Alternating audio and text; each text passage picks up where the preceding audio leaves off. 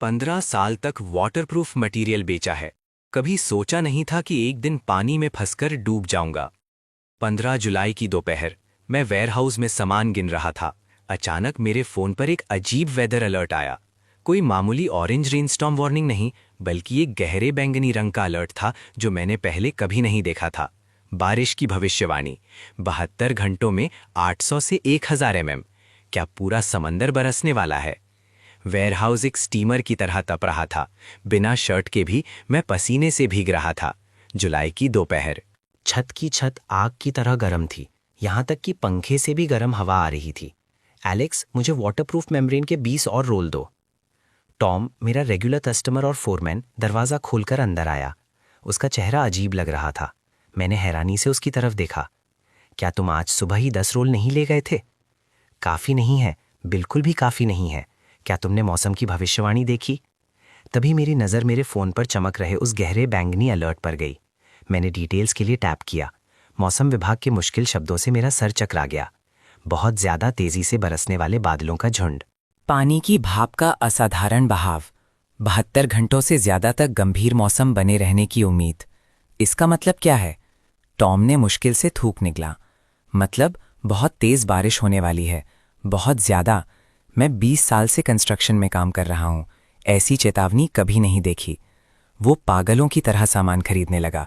Waterproof membranes, leak रोकने वाला paste, cement, waterproof coatings, जो कुछ भी वो उठा सकता था उसने सब अपने ट्रक में लोड कर लिया। दूसरे कस्टमर्स उसे देखकर पैनिक बाइंग करने लगे। 1 घंटे से भी कम समय में मैंने अपने वाटर मटीरियल्स का 1/3 स्टॉक बेच दिया था। एलेक्स, रेत की बोरियां है क्या? एक दूसरे फोरमैन ने पूछा। कौन रखता है रेत की बोरियां? मैंने ना में सर हिलाया। जल्दी से सामान भरवा लो, ये बारिश मजाक नहीं है। मुझे यकीन नहीं हो रहा था, इसलिए मैंने अपने सप्लायर को फ़ोन किया। उन्होंने कहा कि रेत की बोरियां कब की बिक चुकी हैं। शाम के 4 बजे आसमान अचानक काला हो गया। गर्मियों के दिन थे, लेकिन लग रहा था जैसे सर्दियों की शाम के 5 या 6 बज गए हों। हवा तेज हो गई, वेयरहाउस के लोहे के दरवाजे से टकराने लगी। मैंने वेयरहाउस बंद किया और घर के लिए निकल गया। मार्केट से गुजरते हुए मैं चौंक गया। आमतौर पर मार्केट इस वक्त तक बंद हो जाती है, लेकिन आज वहां लोगों की भीड़ थी। अधेड़ उम्र की औरतें थैले लेकर पागलों की तरह चावल, आटा, अनाज, तेल, इंस्टेंट नूडल्स, पानी की बोतलें, जो कुछ भी मिल रहा था उठा रही थीं। 5 पाउंड पोक 100 युआन का। लेना है तो लो, वरना जाओ, कसाई चिल्लाया। कल तो ये 40 का नहीं था। कल था। तुम्हें दिख नहीं रहा आज के बाद कितनी बड़ी बारिश आने वाली है? पैसा भी कुछ नहीं खरीद पाएगा। मेरा दिल डूब गया। मार्केट के दुकानदार जो सालों से यहाँ हैं, उन्हें ऐसी अजीब परिस्थितियों का अंदाज़ा किसी से भी पहले हो जाता है। अगर वो भी सामान जमा कर रहे हैं तो मैंने भी जल्दी से भीड़ में घुसकर अपना रास्ता बनाया। मैंने इंस्टेंट नूडल्स के 2 डब्बे, एक चावल की बोरी और पानी की बोतलों के कुछ केस उठाए। चेकआउट पर कैशियर ने कहा, हमारे पास कंप्रेस्ड बिस्किट्स हैं, चाहिए क्या? हाँ, जितने हैं सारे दे दो। अपने घर वापस आकर मैं एक पुराने इलाके के रिलोकेशन अपार्टमेंट में रहता हूँ। 6ठी मंजिल, लिफ्ट नहीं है। सीढ़ियाँ चढ़ना नर्क जैसा थका देता है। आमतौर पर आज इतना सारा सामान उठाकर आधे रास्ते में ही मेरी सांस फूल रही थी।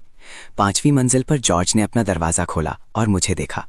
एलेक्स, इतना कुछ क्यों खरीदा? बस एहतियात के लिए। सुना है बहुत तेज बारिश आने वाली है। जॉर्ज ने हाथ हिलाकर बात टाल दी। हमारे जैसे शहर में कितनी ही तेज बारिश हो सकती है। 2 साल पहले उन्होंने कहा था सदी में एक बार आने वाली बाढ़ आएगी। सिर्फ कुछ गलियों में पानी भरा था। मैंने बहस नहीं की, बस सीढ़ियां चढ़ता रहा। जैसे ही मैंने घर के अंदर कदम रखा, बारिश की पहली बूंद गिरी। ये कोई मामूली बूंद नहीं थी। ये खिड़की की दहलीज पर ऐसे टकराए जैसे किसी ने कांच की गोली फेंकी हो। फिर बारिश की मोटी बूंदें गिरने लगीं। सिक्योरिटी बार्स पर मशीन गन की गोलियों की तरह टकरा रही थीं। मैंने खिड़की से झुककर नीचे देखा। सड़क पर पैदल चलने वाले लोग सिर ढककर भाग रहे थे। बारिश की बूंदें जमीन से टकराकर आधा मीटर ऊंची उछल रही थी। एक डिलीवरी वाले की स्कूटर बारिश में बुरी तरह फंस गई थी, लड़खड़ा रही थी। इस बारिश में कुछ तो गड़बड़ है। मेरा फोन फिर से वाइब्रेट हुआ। इस बार अपार्टमेंट कॉम्प्लेक्स का ग्रुप चार्ट था। प्रिय पड़ोसियों, मैं प्रॉपर्टी मैनेजर बोल रहा हूं। सूचना मिली है, कृपया बाढ़ से बचने की तैयारी करें। सुनिश्चित करें कि दरवाजे और खिड़कियां ठीक से बंद हैं। नीचे की मंजिल वाले लोग बाढ़ से सावधान रहें। हमने प्रॉपर्टी फीस दी है, तुम लोग नालियां साफ क्यों नहीं करते? पिछले साल ही तो जाम हुई थी। बहस करना बंद करो। सुपरमार्केट जाओ और अभी खाना खरीदो, देर हो गई तो कुछ नहीं मिलेगा। मैंने अपना फोन बंद कर दिया और अपने सामान की जांच करने लगा। बिल्डिंग मटेरियल डीलर होने के नाते मेरे घर पर वाटरप्रूफिंग सामान की कोई कमी नहीं थी। Waterproof tape, glass, sealant, weather stripping, मेरे पास सब कुछ था। बाहर बारिश और तेज हो गई। आवाज तड़तड़ाने से दहाड़ने में बदल गई। पूरी दुनिया बारिश के एक सफेद पर्दे में बदल गई थी। सड़क के पार वाली बिल्डिंग तक नहीं दिख रही थी। मैंने टीवी चलाया। हर चैनल पर मौसम की चेतावनी आ रही थी। एंकर का चेहरा गंभीर था। असाधारण मौसम के कारण हमारे शहर में ऐतिहासिक रूप से लगातार भारी बारिश होगी। नागरिक कृपया तैयारी करें, जरूरी ना हो तो बाहर ना निकलें। मेरा बिल्डिंग मटेरियल इंडस्ट्री का ग्रुप चार्ट मैसेजेस से भर गया। वाटरप्रूफ मटेरियल पूरी तरह बिक चुका है। किसी ने अभी अभी रेत की बोरियों के लिए 5 गुना कीमत ऑफर की है। मेरे पास कुछ प्लास्टिक शीट है, 50 पर स्क्वायर मीटर।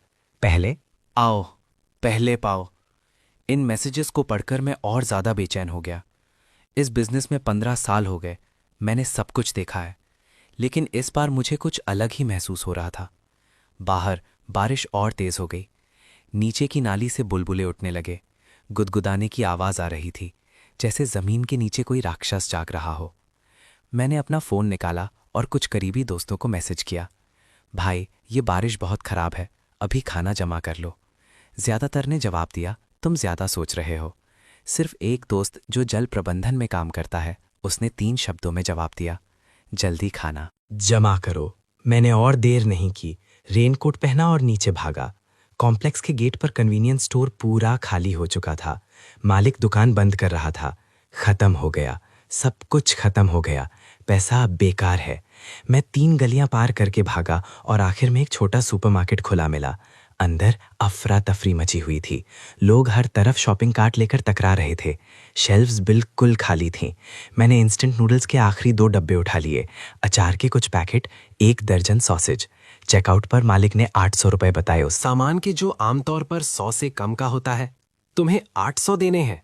लेना है तो लो वरना जाओ, तुम्हारे पीछे लोग इंतजार कर रहे हैं। मैंने दांत पीसकर पैसे दे दिए। वापसी में बाढ़ का पानी मेरे टखनों से ऊपर आ गया था। आमतौर पर 10 मिनट का रास्ता मुझे पानी में से चलते हुए आधा घंटा लग गया। सड़क के किनारे की नालियां सब उफन रही थीं। कचरा और गंदगी हर तरफ बह रही थी। एक कार पानी में फंस गई थी। मालिक छत पर खड़ा मदद के लिए चिल्ला रहा था। कुछ राहगीर धक्का देकर मदद करने की कोशिश कर रहे थे, लेकिन बहाव बहुत तेज था। उन्हें बिल्कुल भी सहारा नहीं मिल रहा था। जैसे मैं पास से गुजरा, मैंने मालिक की बेबस चीख सुनी, कोई मुझे यहां से निकाल दो, मैं 1000 युआन दूंगा। किसी ने जवाब नहीं दिया। इस मौसम में हर कोई बस अपनी जान बचा रहा था। आखिरकार कॉम्प्लेक्स में वापस पहुंचा। पहली मंजिल की लॉबी में पानी भर गया था। नीचे की मंजिल के कुछ लोग अपना सामान निकाल रहे थे। लिफ्ट कब की बंद हो चुकी थी। पानी इतनी जल्दी अंदर आ गया। मैंने सिक्योरिटी गार्ड से पूछा। बूढ़े गार्ड का चेहरा पीला पड़ा हुआ था। सारी नालियां जाम हैं, पानी वापस आ रहा है। मैं 10 साल से इस जगह की निगरानी कर रहा हूं, ऐसा कुछ कभी नहीं देखा। मैं अपना सामान ऊपर ले गया। हर मंजिल पर अलग अलग आवाजें आ रही थी। दूसरी मंजिल पर लोग दरवाजों पर तख्ते ठोक रहे थे। तीसरी मंजिल पर लोग फर्नीचर हटा रहे थे। चौथी मंजिल पर बहस हो रही थी। ऐसे वक्त में तुम्हें अब भी उस पैसे की पड़ी है? ये मेरी माँ की दी हुई ज्वेलरी है, तुम मरने वाले हो, ज्वेलरी का क्या काम है? छठी मंजिल पर वापस आकर मैंने जल्दी से सारे दरवाजे और खिड़कियों के गैप वाटरप्रूफ टेप से बंद कर दिए। दरवाजे के पास सीमेंट की कुछ बोरियां लगा दी। भले ही मैं छठी मंजिल पर हूं, इस बारिश में कौन जानता है पानी कितना ऊपर चढ़ जाएगा। रात के 8 बजे बिजली चली गई। पूरा शहर अंधेरे में डूब गया। सिर्फ बारिश की दहाड़ बाकी थी। मैंने अपने फ़ोन की फ्लैशलाइट जलाई, सामान गिनना शुरू किया। खाना 1 हफ्ते तक चलेगा। पानी के 4 केस, मोमबत्तियां, लाइटर, फ्लैशलाइट सब यहाँ हैं। एक बैचलर के लिए ये काफ़ी है। फ़ोन का सिग्नल आ जा रहा था। आखिरी मैसेज जो मुझे मिला वो शहर से एक इमरजेंसी नोटिस था। नागरिक सुरक्षित स्थानों पर रहें, बाहर ना निकलें, अगली सूचना का इंतज़ार करें। मैं खिड़की के सहारे खड़ा हो गया। बाहर अंधेरे को घूर रहा था। बारिश और तेज होती जा रही थी। बारिश की बूंदें शीशे पर ऐसे टकरा रही थीं जैसे अनगिनत हाथ दस्तक दे रहे हों। नीचे से कार के अलार्म बज रहे थे। एक के बाद एक, जैसे इस शहर की मरती हुई वेल्स हों। रात के 2 बजे एक जोर से धमाके ने मुझे जगा दिया। मैंने खिड़की से झुककर नीचे देखा। बिजली की चमक में मैंने देखा कि कॉम्प्लेक्स की बाउंड्री वॉल का एक हिस्सा गिर गया है। बाढ़ का पानी एक आज़ाद जानवर की तरह अंदर घुस रहा था। नीची जगहों पर पार्क की हुई कई कार्स बह गईं, बहाव में घूमती हुई आखिर में सीढ़ियों से जा टकराईं। मेरा दिल बिल्कुल बैठ गया। जज, 15 साल तक मैंने अनगिनत वाटरप्रूफ मटेरियल बेचे, अनगिनत कस्टमर्स को लीक से परेशान देखा। मैं हमेशा उनसे विश्वास के साथ कहता था, ऐसा कोई पानी नहीं है जिसे हम बाहर ना रख सकें। अब मुझे एहसास हो रहा है कि असली बाढ़ के सामने इंसान की सुरक्षा मजाक है। बारिश गिरती रही। ये बारिश तो बस शुरू हुई है। सुबह का वो हादसा तो बस शुरुआत थी। मैं अब और सो नहीं सकता। इससे अच्छा खिड़की के पास बैठकर नीचे पानी का लेवल देखता रहूं।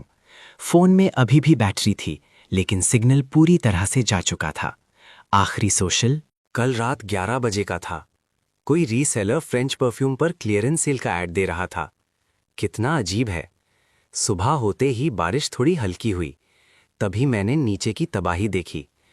पूरा कॉम्प्लेक्स एक बाढ़ग्रस्त बंजर जमीन में बदल गया था। कल रात दिख रही कारों की छतें गायब हो चुकी थीं।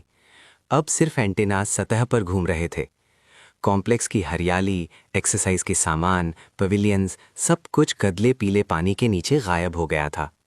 पानी दूसरी मंजिल की खिड़कियों तक आ गया था। मैं 6ठी मंजिल पर हूं। देखा, जाए तो सुरक्षित होना चाहिए, लेकिन उस उफनते पानी को देखकर मुझे जरा सा भी भरोसा नहीं था। इससे भी बुरा ये था कि मुझे एहसास हुआ कि पानी साफ नहीं है। ये गदला और काला था। उस पर कचरा, टहनियां और ऐसी चीजें तैर रही थी जिनके बारे में मैं सोचना भी नहीं चाहता। अचानक जोर से दरवाजा खटखटाने की आवाज से मैं चौंक गया। कौन है? मैं हूं, जॉर्ज। एलेक्स, तुम्हारे पास खाना है। मैं हिचकिचाया, फिर दरवाजा खोला। जॉर्ज दरवाजे पर खड़ा था, चेहरा पीला, आंखें लाल। मैंने कल इसे सीरियसली नहीं लिया था, घर पर कुछ भी तैयार नहीं किया। उसने अपने हाथ रगड़े। क्या तुम? मैंने उसे इंस्टेंट नूडल्स का एक पैकेट और पानी की 2 बोतलें दी। इसे ध्यान से इस्तेमाल करना। जॉर्ज बार बार शुक्रिया कहते हुए चला गया। मैं जानता हूं ये तो बस शुरुआत है। जैसे ही दूसरों को पता चलेगा, मेरा सामान बांटने के लिए काफी नहीं होगा। जैसा सोचा था वैसा ही हुआ। आधे घंटे से भी कम समय में हॉलवे में हलचल शुरू हो गई। दूसरी मंजिल के लोग अपने परिवारों के साथ ऊपर आ गए। उनके अपार्टमेंट्स में पानी भर गया था। आदमी टीवी उठा रहे थे, औरतें बिस्तर ले जा रही थीं। एक जवान लड़की ने एक बिल्ली को पकड़ा हुआ था। कहाँ जाएं?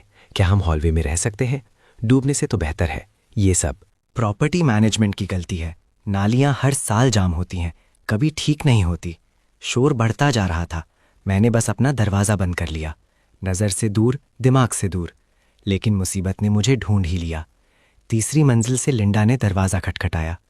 एलेक्स, तुम अकेले रहते हो? बहुत जगह है। क्या हम तुम्हारे यहाँ रुक सकते हैं? सिर्फ मैं और मेरे पति, कोई परेशानी नहीं देंगे। मैं लिंडा को जानता था। वो आमतौर पर कॉम्प्लेक्स के गेट पर नाश्ता बेचती है। वो एक अच्छी इंसान है। लेकिन अभी, लिंडा, मुझे माफ़ करना, मेरी जगह छोटी है।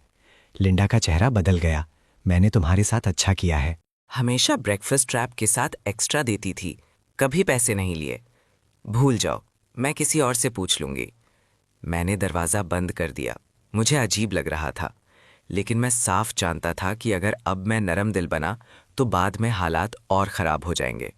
दोपहर, बारिश फिर से तेज़ हो गई। मैं खिड़की से बाहर झुककर देखने लगा। पानी का लेवल बढ़ता जा रहा था, लगभग तीसरी मंजिल तक पहुंचने वाला था।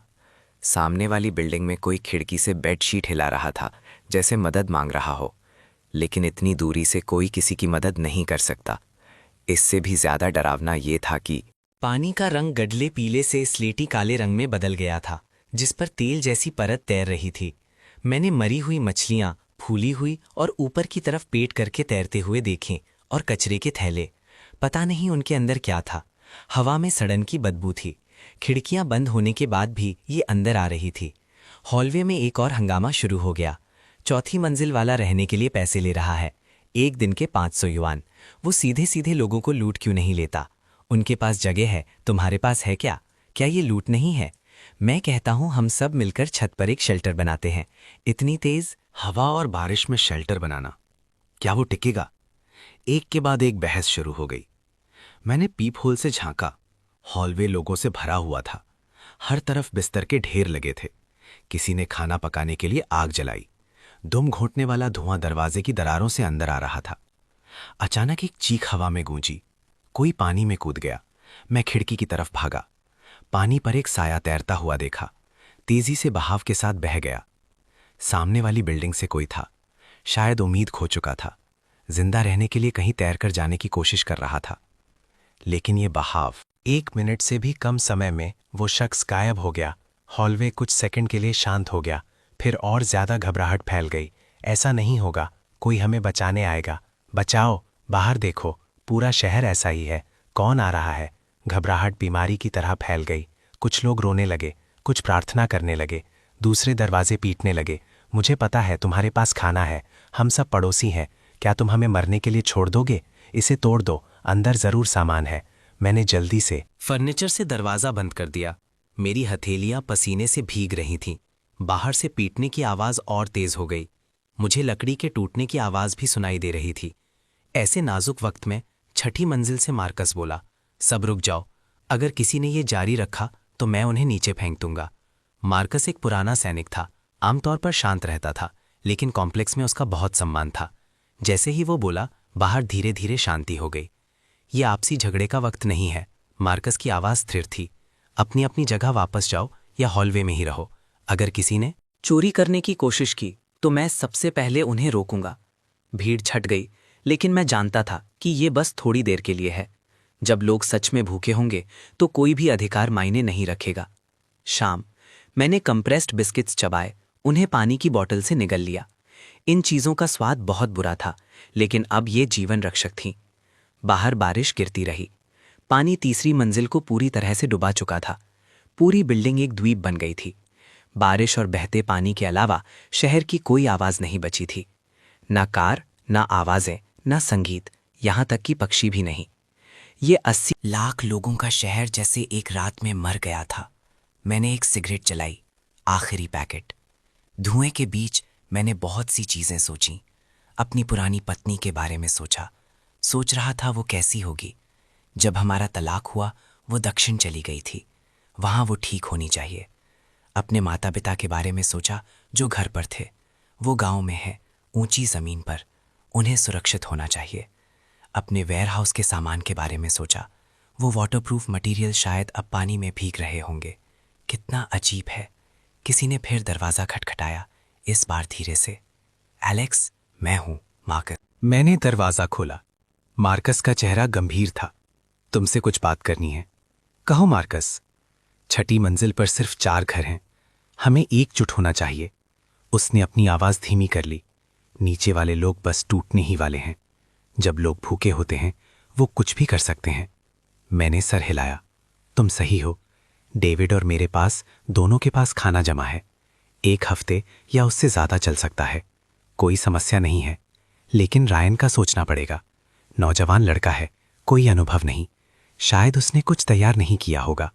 मार्कस ने मुझे देखा। तुम्हारा क्या हाल है? मैंने पाल सोचा, ठीक है, अगर मैं बचाकर चलूं तो मेरा काम चल जाएगा। अच्छा। मार्कस ने मेरे कंधे पर थपथपाया। याद रखना, अपने पास जो है वो दिखाना मत। ऐसे वक्त में खाना होना एक जुर्म है। मार्कस के जाने के बाद मेरा दिल और भारी हो गया। बाहर रात हो गई। बिना रोशनी वाला शहर बिल्कुल काला था। सिर्फ पानी कभी कभी अजीब सी रोशनी चमकाता था। बारिश गिरती रही। मैं बिस्तर पर लेटकर बारिश सुन रहा था। बहते पानी को सुन रहा था। हॉलवे में गूंजती चीखों और गालियों को सुन रहा था। पहला दिन इतना असहनीय था। आगे के दिनों का क्या होगा अगर ये बारिश कई दिनों तक चलती रही, पानी का लेवल बढ़ता रहा, तो 6ठी मंजिल भी सुरक्षित नहीं होगी। जब ऐसा होगा तो क्या हम छत पर जाकर मरने का इंतजार करेंगे, या मैं आगे सोचने की हिम्मत नहीं कर पा रहा था। सुबह के वक्त नीचे से लड़ाई की आवाजें आईं। ये मेरा पानी है, ये मेरा है, लड़ना बंद करो, तुम सब इसे गिरा दोगे। फिर औरतों की चीखें, चीजें टूटने की आवाज, बच्चों के रोने की आवाज। जीने के सामने सभ्यता का नकाब कागज की तरह कमजोर होता है। मैं करवट लेकर अपने कानों को तकिए से ढक लिया, लेकिन जो ढका नहीं जा सकता था वो मेरे दिल में गहरा होता दर्द था। पानी बढ़ रहा है, बारिश हो रही है और हम सब इस डूबते हुए द्वीप पर फंसे हुए हैं। तीसरा दिन सुबह, मैं हॉलवे के शोर से जाग गया। मैंने दरवाजा खोलकर बाहर झांका। हॉलवे भरा हुआ था। तीसरी मंजिल के सभी लोग ऊपर आ गए थे। हर तरफ बिस्तर के ढेर, बर्तन, कढ़ाइयां लगी हुई थी। हवा में पसीने, धुएं और एक अजीब सी सड़न की बदबू थी। पानी चौथी मंजिल तक पहुंच गया था। यह खबर एक बॉम्ब की तरह गिरी। तुरंत भीड़ में घबराहट फैल गई। चौथी मंजिल में पानी भर गया है, हम क्या करें? छत पर भागो। क्या लोग छत पर रह सकते हैं? ये बारिश बस गिरती ही जा रही है। मैंने दरवाज़ा बंद कर दिया। मेरा दिल डूब गया। इस रफ्तार से पानी हर दिन एक मंजिल ऊपर चढ़ रहा है। छठे दिन ये मेरी मंजिल तक पहुंच जाएगा। कुछ न कुछ तो करना होगा। मैंने अपने घर में चीज़ें ढूंढनी शुरू की। कुछ भी काम का मिल जाए।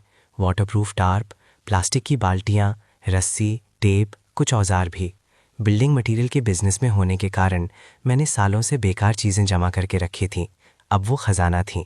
जब मैं व्यस्त था, दरवाज़ा खटखटाने की आवाज़ आई। एलेक्स, खोलो, बात करनी है। मार्कस था। मैंने दरवाज़ा खोला। मार्कस के पीछे डेविड और रायन थे। रायन एक प्रोग्रामर है, अभी अभी कम ही दिखता था। उसका चेहरा पीला था, साफ था कि वो भूखा है। अंदर आओ। हम चारों लिविंग रूम में बैठे। माहौल भारी था। मार्कस ने पहले बात शुरू की। तुम सबने हालात देख लिए हैं। हमें खुद को बचाने का कोई रास्ता ढूंढना होगा। हम क्या कर सकते हैं? पानी इतनी तेज़ी से बढ़ रहा है और कौन जानता है कि बचाव कब आएगा। इसलिए हमें खुद को बचाना है। मार्कस ने हमें देखा। मेरे पास एक प्रस्ताव है। हम साथ मिलकर काम करते हैं। कैसे? पहला, संसाधन बांटें। सबको पता है कि हर घर में कितना सामान जमा है। बांटने का मतलब जब्त करना नहीं है। इसका मतलब है एकजुट होकर बांटना, ताकि सब जिंदा रह सकें। रायन का चेहरा बदल गया। मेरे पास ज्यादा सामान जमा नहीं है। मुझे पता है, मार्कस ने उसे देखा। इसीलिए हमें साथ काम करने की जरूरत है। तुम जवान हो, ताकतवर हो, तुम ज्यादा मेहनत कर सकते हो। दूसरा, मार्कस ने जारी रखा, हमें एक निकलने का रास्ता तैयार करना होगा। अगर पानी सच में छठी मंजिल तक पहुंच गया तो हमें कहीं जाने के लिए जगह चाहिए। छत ने पूछा। सिर्फ छत नहीं। मार्कस ने मुझे देखा। एलेक्स बिल्डिंग मटेरियल में है, उसके पास कुछ आइडियाज होंगे। सबने मुझे देखा। मैंने एक पल सोचा, मेरे पास एक आइडिया है। मेरे घर पर वाटरप्रूफ टार्प और कुछ मटेरियल है। हम छत पर एक अस्थायी शेल्टर बना सकते हैं। लेकिन ये काफ़ी नहीं है। हमें लकड़ी, रस्सी और आदर्श रूप से तैरने वाली चीज़ें चाहिए। तैरने वाली चीज़ें, फोम के डब्बे, प्लास्टिक की बोतलें, टायर, कुछ भी जो तैर सकता है। मैंने समझाया, बस मामले की गंभीरता को समझते हुए। मेरा मतलब है, बस अगर छत ना टिक पाए तो कम से कम हम एक नाव तो बना सकते हैं। सब चुप हो गए।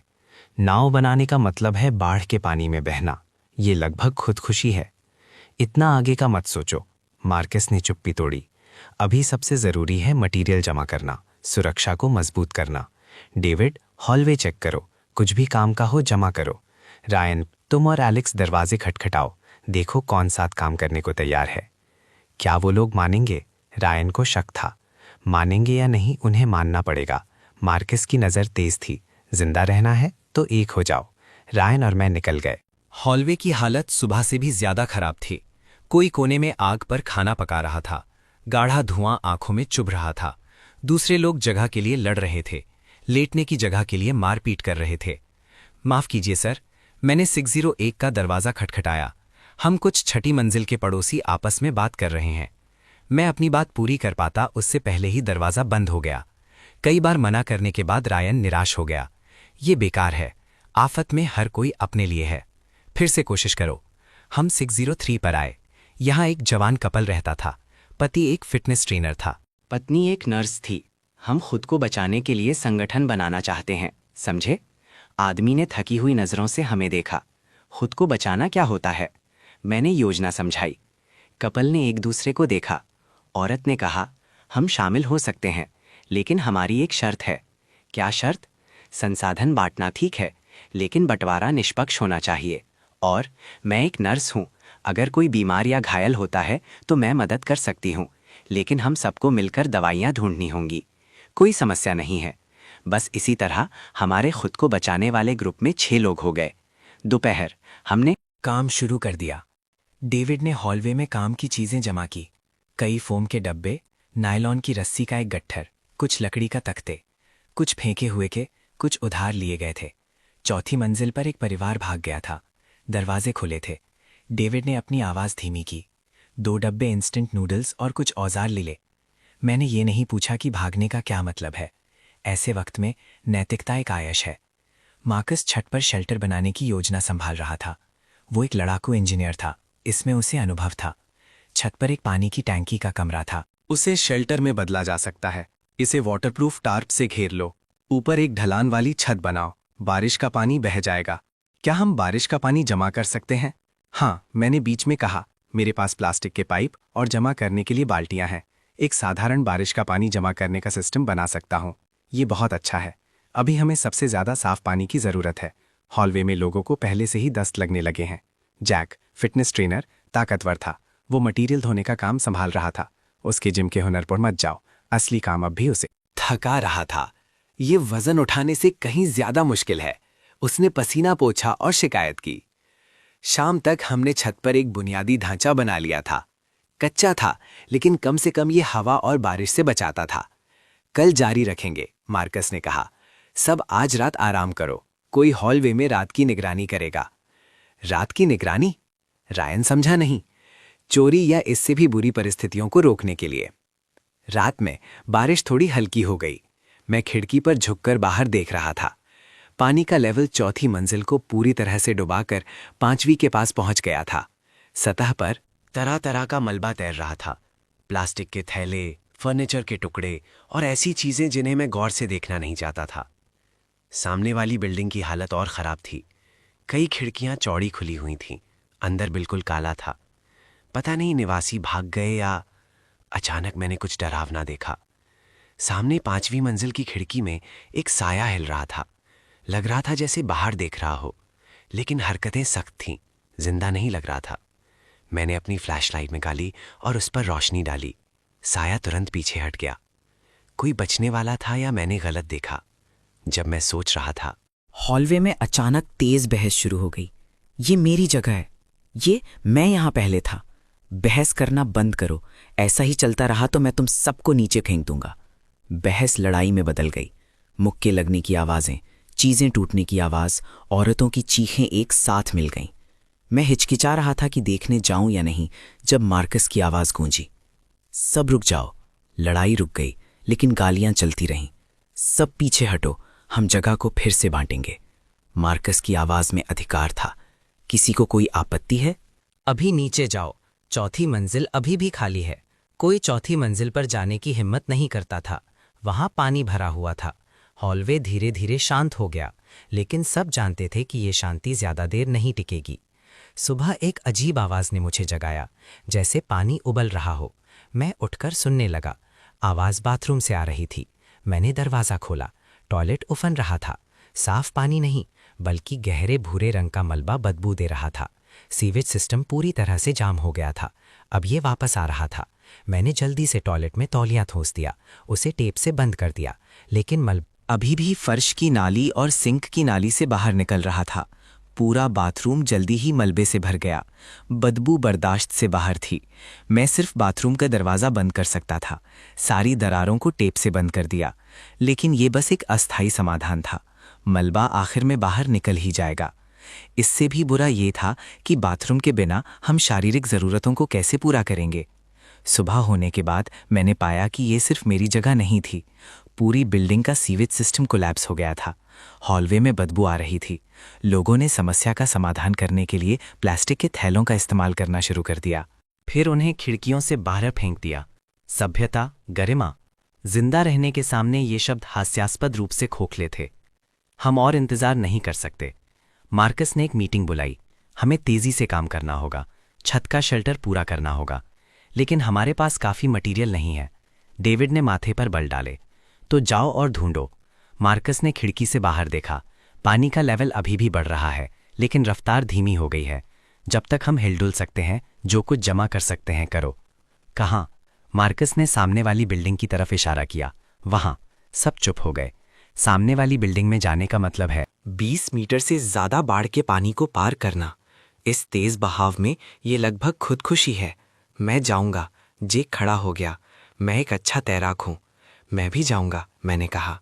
ऐसा नहीं है कि मैं बहादुर हूं। मैं जानता हूं कि उस बिल्डिंग में एक बिल्डिंग मटेरियल की दुकान है। अगर किस्मत अच्छी रही तो हमें काम की चीजें मिल सकती हैं। बहुत खतरनाक है, एमिली ने चिंता से कहा। ना जाना और भी खतरनाक है, मार्कस ने कहा। एलेक्स, तुम्हारे पास रस्सी है? हाँ, नायलॉन की रस्सी, बहुत मजबूत। तो फिर तय है, कल सुबह जब बारिश हल्की हो तब चलना। उस रात मैं करवटी बदलता रहा। कल का मिशन लगभग असंभव था, लेकिन ना जाना, मरने का इंतजार करना और भी डरावना था। बाहर बारिश गिरती रही। ये शहर धीरे धीरे मर रहा था और हम अब भी जिंदा रहने के लिए संघर्ष कर रहे थे। चौथा दिन, सुबह। बारिश आखिरकार हल्की हुई। जैक और मैं 5वीं मंजिल की खिड़की पर खड़े थे।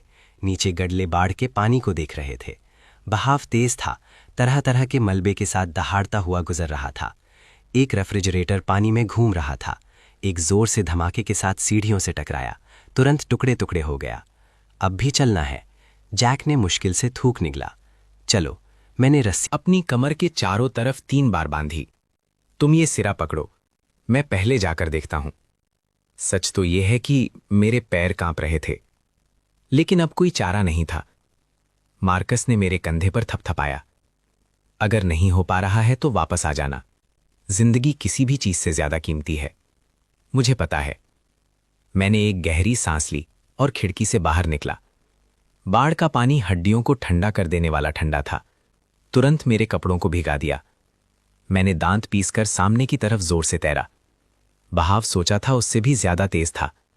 सिर्फ 2 मीटर दूर ही गया था कि एक लहर आई, मुझे सीधे पानी के अंदर धकेल दिया। गंदा मलबा मेरी नाक और मुंह में भर गया। उस स्वाद से मुझे लगभग उल्टी ही हो गई। पकड़े रहो, जेक पीछे से चिल्लाया। मैंने रस्सी को मजबूती से पकड़ा, पूरी ताकत से आगे तैरता रहा।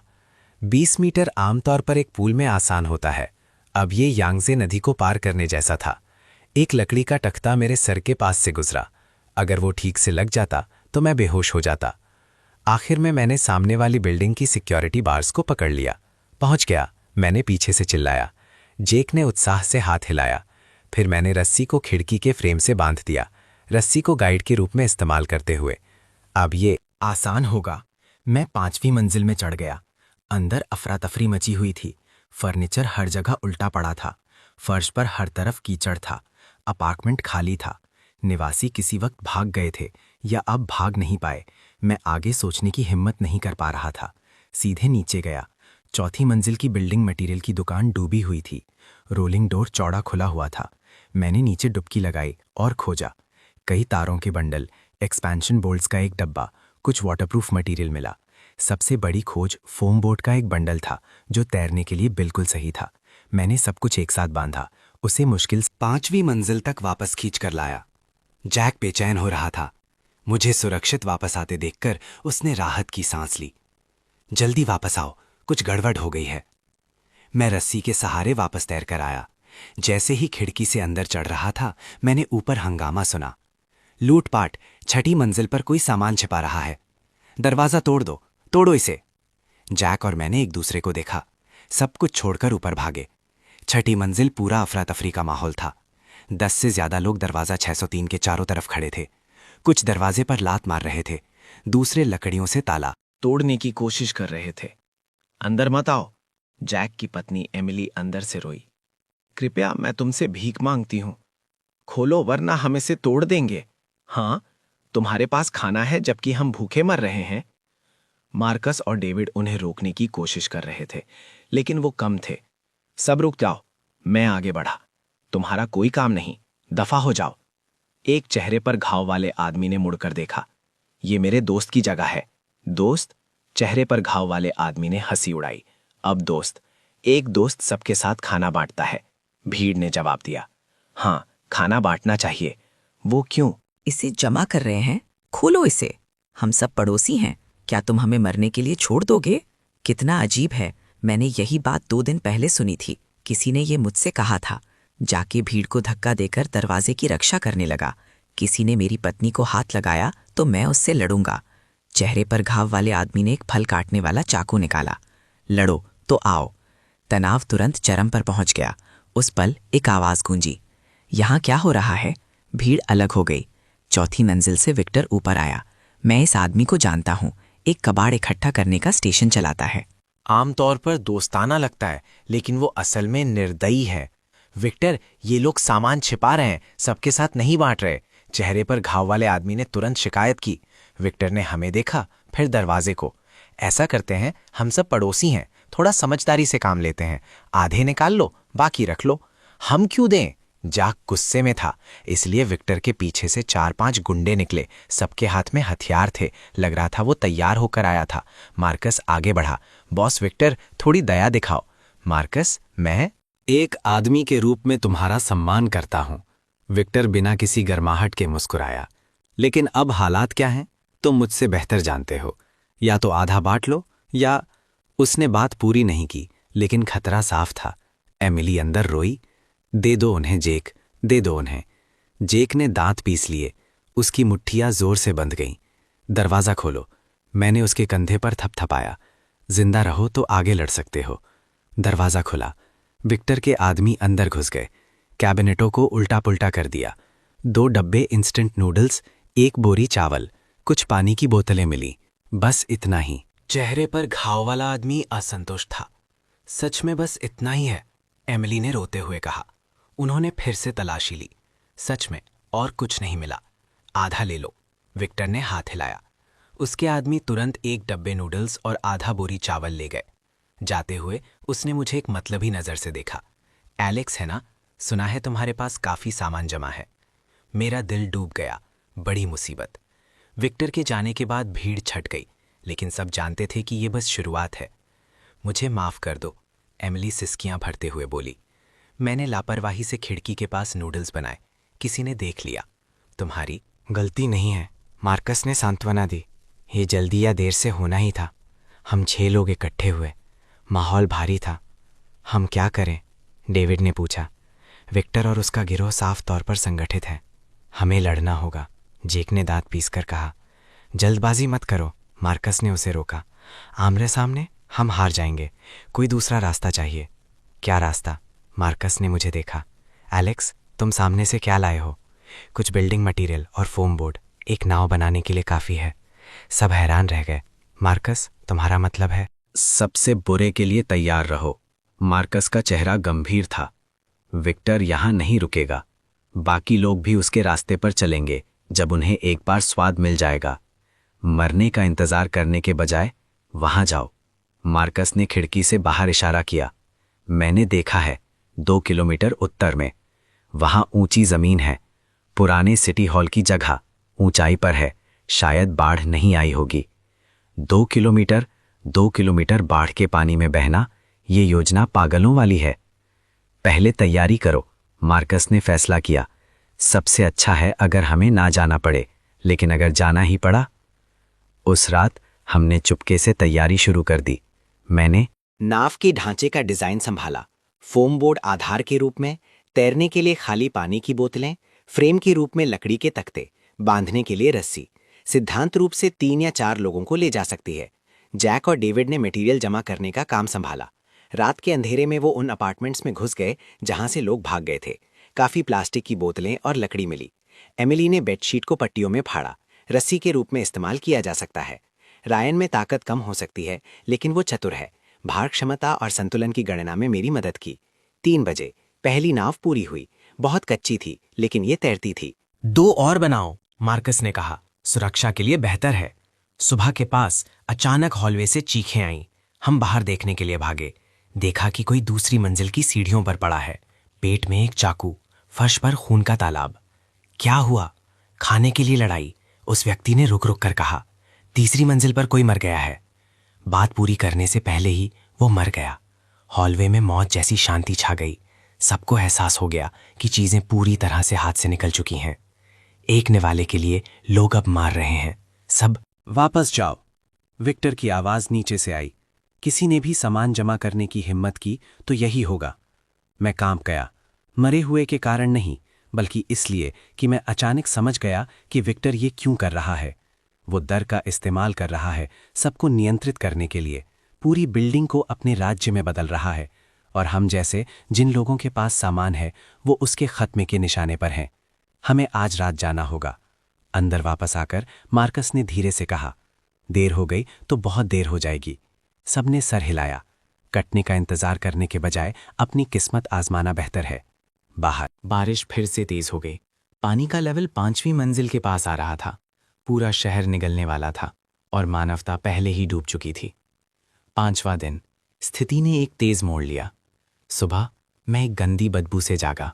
मामूली बदबू नहीं, बल्कि वो सड़न जो आपको उल्टी करवा दे। मैंने दरवाज़ा खोला। हॉलवे का दृश्य देखकर मेरी सांस रुक गई। हर जगह कचरा और मलबा। सीवेज के बिना लोग प्लास्टिक के थैलों का इस्तेमाल कर रहे थे, फिर उन्हें हॉलवे में फेंक रहे थे। हर जगह मक्खियां भिनभिना रही थीं, गंदगी में कीड़े रेंग रहे थे। इससे भी बुरा, कोई बीमार था। तीसरी मंजिल से उल्टी की आवाज़ें आ रही थी, फिर कमज़ोर कराने की आवाज़। मैंने अपनी नाक ढककर नीचे देखने गया। देखा कि एक अधेड़ उम्र का आदमी सीढ़ियों पर अकड़ा हुआ है। चेहरा पीला, लगातार पीला द्रव्य उल्टी कर रहा है। उसके पास फर्श पर बदबूदार मलबे का एक तालाब था। सर, क्या हुआ? उसने कमज़ोरी से सिर उठाया। पानी, मुझे पानी दो। मैं हिचकिचाया। वापस जाकर उसे एक पानी की बोतल दी। उसने उसे पकड़कर पी ली। सिर्फ 2 घूंट ही पिए होंगे कि उसे फिर उल्टी हो गई। निश्चित रूप से गंदा पानी पिया था। पास के किसी ने कहा, कल उसे बारिश के पानी से नूडल्स पकाते हुए देखा था। उबला भी नहीं था। सही हुआ, एक दूसरे व्यक्ति ने थूका। ऐसे वक्त में अभी सावधान नहीं। कोई उसकी मदद नहीं कर रहा था। सब संक्रमण से डर रहे थे। मैं भी जल्दी से चला गया। इस माहौल में बीमार पड़ना मौत की सजा है। 6ठी मंजिल पर वापस मार्कस सबको दवाइयां बांट रहा था। मेरे पास दस्त के लिए नॉरफ्लॉक्सिन है। उसने एक ब्लिस्टर पैक निकाला। राशन से लो, हर व्यक्ति को 2 गोलियां। मेरे पास सर्दी की दवाइयां और बुखार उतारने वाली दवाइयां हैं। एमिली ने भी योगदान दिया। उन्हें छिपा कर रखो, मार्कस ने चेतावनी दी।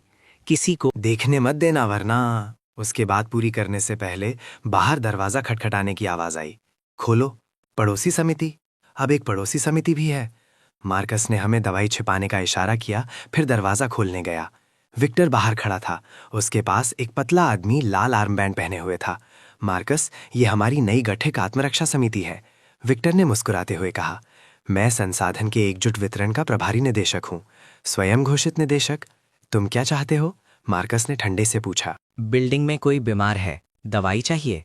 पतले आदमी ने कहा। किसी के पास भी दवाई है तो उसे योगदान देना होगा। एकजुट वितरण। हमारे पास दवाई नहीं है। विक्टर ने हाथ हिलाया। कई लोग अंदर घुसने की कोशिश करने लगे। मार्कस ने दरवाजे पर रोक दिया। बॉस विक्टर, तुम हद पार कर रहे हो। हद पार? विक्टर ने हंसी उड़ाई। ये बिल्डिंग मॉर्ग बन रही है। बिना नियंत्रण के सब मर जाएंगे। अगर तुम्हारी भलाई इसी में है तो सहयोग करो, वरना। बहस के दौरान अचानक नीचे से हंगामा हुआ। कोई मर गया। तीसरी मंजिल। कोई मर गया है। विक्टर का चेहरा बदल गया। तलाशी को भूल गया। अपने आदमियों के साथ जल्दी से नीचे गया। हम भी देखने के लिए पीछे गए। देखा कि पहले वाला बीमार आदमी मर गया था। लाश अभी भी अकड़ी हुई थी, आंखें खुली हुई थी। इसे बाहर फेंको, कोई चिल्लाया। कहाँ? खिड़की से बाहर। लेकिन ये तो। तुम इसे छुट्टियों के लिए रखना चाहते हो। संक्रमित होने का इंतजार करो। बहस के बीच विक्टर बोला, इसे छत पर ले जाओ। छत? हाँ, वहां हवा आती है, फैलेगा नहीं। उसने चारों तरफ देखा। अब से जो भी बीमार होगा वो। छत पर क्वारंटीन के लिए? भीड़ में हंगामा हो गया। ये तो मौत की सजा है। छत पर कुछ नहीं है। बीमार लोग कैसे जिंदा रहेंगे? विक्टर ने गुस्से से देखा। तो हॉलवे में रहो, साथ मरना चाहते हो? किसी ने भी विरोध करने की हिम्मत नहीं की। 2 तगड़े आदमियों ने लाश को छत की तरफ उठाया। जब वो गुजरे, मैंने देखा कि मरे हुए व्यक्ति के नाखून काले थे। उल्टी अभी भी उनके मुंह के कोनों से लगी हुई थी। ये तो बस शुरुआत है। दोपहर तक 3 और लोगों में लक्षण दिखने लगे। उल्टी, दस्त, बुखार, आम तेज गैस्ट्रोएंटेराइटिस। ये पानी है। एमिली ने चिंता से कहा, बारिश का पानी साफ दिखता है, लेकिन इसमें बैक्टीरिया से भरा बाढ़ का पानी मिला हुआ है। हम क्या करें? डेविड ने पूछा। उबालना होगा, हो सके तो फिल्टर करना होगा। मैंने लोगों को सीधे बारिश का पानी पीते, उससे घाव धोते हुए देखा है। ये मौत को बुलावा देना है। लेकिन जानकर भी कुछ मदद नहीं मिलती। ना ईंधन, ना साफ बर्तन। बहुत से लोग इसे कच्चा पीने के लिए मजबूर हैं। शाम तक 7 लोग बीमार थे। विक्टर ने लोगों को उन्हें सबको छत पर ले जाने के लिए संगठित किया। कुछ ने विरोध किया। उन्हें बेहोश करके खींचकर ले जाया गया। कृपया, मैं अभी भी सह सकती हूँ। एक औरत आंसुओं में भीख मांगने लगी। सबकी सुरक्षा के लिए अलग करना जरूरी है, विक्टर ने ठंडे से कहा जब उसे खींच कर ले जाया जा रहा था। मैं मरना नहीं चाहती, मुझे बचाओ। कोई बोलने की हिम्मत नहीं कर रहा था। सब जानते थे कि छत पर जाने का क्या मतलब है। ना कोई आश्रय, ना कोई देखभाल, तूफान में मरने का इंतजार। राक्षस, जेक ने दांत पीसकर कहा। मार्कस ने उसे रोका। मुसीबत खड़ी मत करो, हम आज रात जा रहे हैं। अंधेरे के बाद छत से हल्की कराहने की आवाज आई। बारिश धातु की शीटों पर बज रही थी, कभी कभी कमजोर मदद के लिए चीखों के साथ में ली हुई। मदद, कोई मुझे बचाओ, बहुत ठंड है, बहुत ठंड है। माँ, मैं घर जाना चाहती हूँ। वो आवाजें भूत की तरह हॉलवे में तैर रही थीं, हमारे रोंगटे खड़े कर रही थीं। आधी रात के बाद आवाजें धीरे धीरे कम हो गईं। पता नहीं वो सो गए या अब और इंतजार नहीं कर सकते थे। मार्कस ने हमें इकट्ठा किया। हम अब जा रहे हैं, लेकिन अभी भी बारिश हो रही है। रायन चिंतित था। इंतजार नहीं कर सकते। मार्कस ने नीचे इशारा किया। तुमने देखा नहीं, बीमार सब बुजुर्ग, कमजोर और जिनके पास खाना नहीं है वो हैं। क्यों? हमने हैरान होकर एक दूसरे को देखा। क्योंकि उनके पास खाने के लिए कुछ नहीं है, सिर्फ कच्चा पानी, कचरा। मार्कस ने अपनी आवाज धीमी की। हमारे पास सामान है, हम अभी के लिए सह रहे हैं।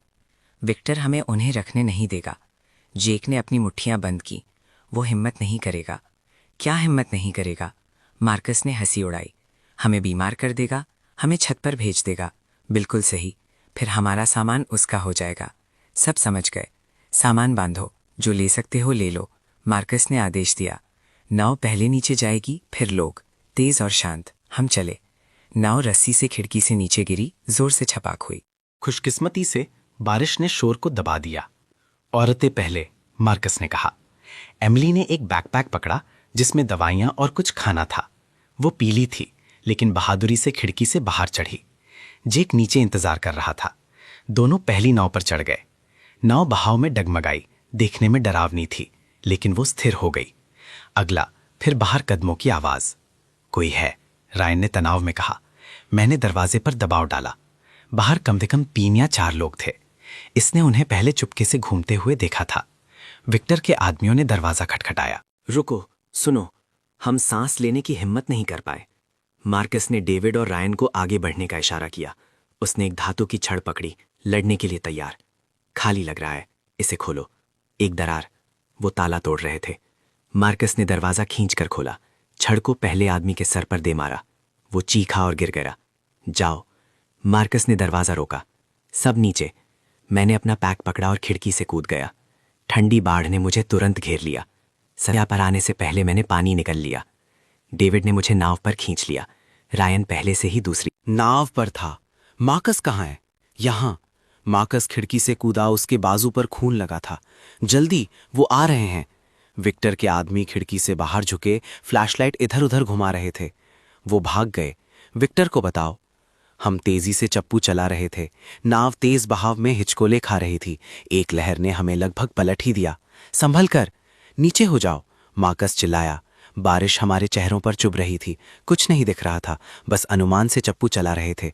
पता नहीं कितनी देर तक बहने के बाद नाव जोर से किसी चीज से टकराई। एक बिल्डिंग। हम एक बिल्डिंग से टकरा गए हैं। बिजली की चमक में मैंने देखा कि ये एक ऑफिस टावर है। पानी सिर्फ दूसरी मंजिल तक पहुंचा था। ऊपर सुरक्षित होना चाहिए। जल्दी ऊपर चलो। हम एक दूसरी मंजिल की खिड़की से संघर्ष करते हुए अंदर गए। फर्श पर गिर गए, हाफ रहे थे। हम जिंदा हैं। सब अभी के लिए ठीक है? मार्कस ने सबकी जांच की। मुझे लगता है मुझे बुखार है, रायन ने कमजोरी से कहा। फ्लैशलाइट से हमने देखा कि उसका चेहरा लाल था, माथे पर पसीना था। हम बर्बाद हो गए। इस माहौल में बुखार का मतलब दवाई। एमिली ने पैक में खंगाला। बुखार उतारने वाली दवाइयां ले लो। एंटीबायोटिक्स, सब कुछ। रायन ने गोलियां निगलते हुए कांपा। सब चुप हो गए। एक नर्क से बचकर बीमारी से नहीं बच सकते। बाहर बारिश गिरती रही। ये शहर मर रहा है और हम बस मुश्किल से जिंदा हैं। 6ठा दिन। रायन का बुखार उतर गया, लेकिन वो इतना कमजोर था कि मुश्किल से खड़ा हो पा रहा था। हम इस छोड़ दिए गए ऑफिस टावर के एक कॉन्फ्रेंस रूम में बस गए। कुछ टूटा हुआ फर्नीचर, लेकिन कम से कम ये हवा और बारिश से बचाता था। पानी खत्म हो रहा है। डेविड ने हमारा सामान चेक किया। खाना सिर्फ 2 दिन के लिए है। बारिश हल्की हो गई है, लेकिन बाढ़ अभी भी उफन रही है। बाहर देखने पर पूरा शहर गदले भूरे पानी में डूबा हुआ था। हमें सामान ढूंढना होगा, मार्कस ने कहा। कहाँ? जेक ने पूछा। मार्कस ने इशारा किया। वहां एक शॉपिंग सेंटर है, ऊंची बिल्डिंग, ऊपर की मंजिल सूखी होनी चाहिए। सेंटर लगभग 500 मीटर दूर था। इस बाढ़ में ये एक असंभव दूरी थी। नाव खत्म हो गई है, मैंने उसे चेक किया। फोम बोर्ड ढीले हो गए थे, रस्सियां घिसी हुई थीं। तो हम तैर कर जाएंगे, मार्कस ने कहा। 2 रायन के साथ रहो, बाकी मेरे साथ आओ। एमिली और डेविड रुक गए। मार्कस, जेक और मैं निकले। पानी ठंडा था। हम थोड़ी देर तैरने के बाद ही कांप रहे थे। इससे भी बुरा तैरती हुई चीजें थीं। प्लास्टिक के थैले पैरों में उलझ जाते थे, तख्ते सर पर लगते थे और नरम चीजें हमसे टकराती थीं। सोचना नहीं चाहता कि वो क्या थीं। आधे रास्ते जेक चिल्लाया, क्या हुआ? मुझे किसी चीज ने काट लिया। वो छटपटाया। एक काली आकृति पानी के अंदर चमकी। एक कुत्ता! मार्कस चिल्लाया, तैरो! एक बड़ा कुत्ता पानी में संघर्ष कर रहा था, भूखा, कुछ भी काट रहा था। जेक की पिंडली कटी हुई थी, खून बह रहा था। हम तेजी से सेंटर की तरफ तैरे। टूटे हुए कांच के दरवाजों से अंदर चढ़े। पहली मंजिल पूरी तरह से बाढ़ में डूबी हुई थी। एस्केलेटर डूबा हुआ था। हम दीवारों के सहारे चढ़ रहे थे। दूसरी मंजिल चौंकाने वाली थी। हर जगह लोग, शरणार्थी, सच में आदमी, औरतें, बच्चे एक साथ भरे हुए थे। हवा में पसीने, पेशाब और सड़न की बदबू थी। जैसे ही हम अंदर आए, दर्जनों आंखें हम पर टिक गईं। नए आए हैं? एक टकला आदमी पास आया। उसके हाथ पर एक ड्रैगन का टाटू था। बस गुजर रहे हैं, खाना ढूंढ रहे हैं, मार्कस ने कहा। टकले ने हमें ऊपर से नीचे देखा। यहां के नियम जानते हो? क्या नियम? नए आने वाले सुरक्षा शुल्क देते हैं, टकले ने हाथ बढ़ाया। खाना, सामान, जो भी तुम्हारे पास है। वरना 7 या 8 गुंडे उसके पीछे से उठे। हाथ में हथियार थे। फिर से वही। मार्कस बोलने ही वाला था, लेकिन जेक पहले गुस्से में आ गया। भाड़ में जाए तुम्हारा सुरक्षा शुल्क। उसने घुमाकर मारा। टकले को सीधा लगा। उन्हें पकड़ो। माहौल अफरा तफरी में बदल गया। जेक मूल रूप से एक फिटनेस का शौकीन था। जब वो जोर से मारता है तो तेजी से गिरते हैं, लेकिन वो हमसे ज्यादा थे। वो जल्दी ही हावी हो गए। फिर एक प्रभावशाली आवाज गूंजी। भीड़ अलग हो गई। अपने 50s में एक आदमी निकला, चाकूर चेहरा, गरिमायुक्त। Boss George. टकला तुरंत सम्मानित हो गया। जॉर्ज ने हमें देखा। नए दोस्तों, बुरा मत मानो, मुश्किल समय है, सब संघर्ष कर रहे हैं। उसने टकले को घूरा। माफी मांगो, टकले ने अनिच्छा से कहा। माफ करना, ऊपर बात करते हैं, जॉर्ज ने इशारा किया। हम उसके पीछे तीसरी मंजिल पर गए। यहां साफ था, लोग कम थे। बैठो, जॉर्ज ने एक सोफे की तरफ इशारा किया। मैं जॉर्ज हूं, यहां एक सुपरमार्केट चलाता था। तुम कहां से हो? मार्कस ने संक्षिप्त योग से बताया। जॉर्ज ने सर हिलाया। मुझे पता है, विक्टर निर्दयी है। तुम बच गए हो, ये तुम्हारी किस्मत है। तुम सेंटर को नियंत्रित करते हो। मुश्किल से नियंत्रण, जॉर्ज ने कड़वी मुस्कान से कहा। लोगों ने बस मुझे प्रबंधित करने के लिए चुना है। यहां 300 से ज्यादा लोग हैं। खाना, पानी, सफाई, सब समस्याएं हैं। सामान, सुपरमार्केट चौथी मंजिल पर है। कुछ स्टॉक बचा है, लेकिन 300 लोगों के लिए ज्यादा देर नहीं चलेगा। उसने खिड़की से बाहर देखा। अगर बारिश नहीं रुकती है, अगर बचाव नहीं आता है। उसने बात पूरी नहीं की।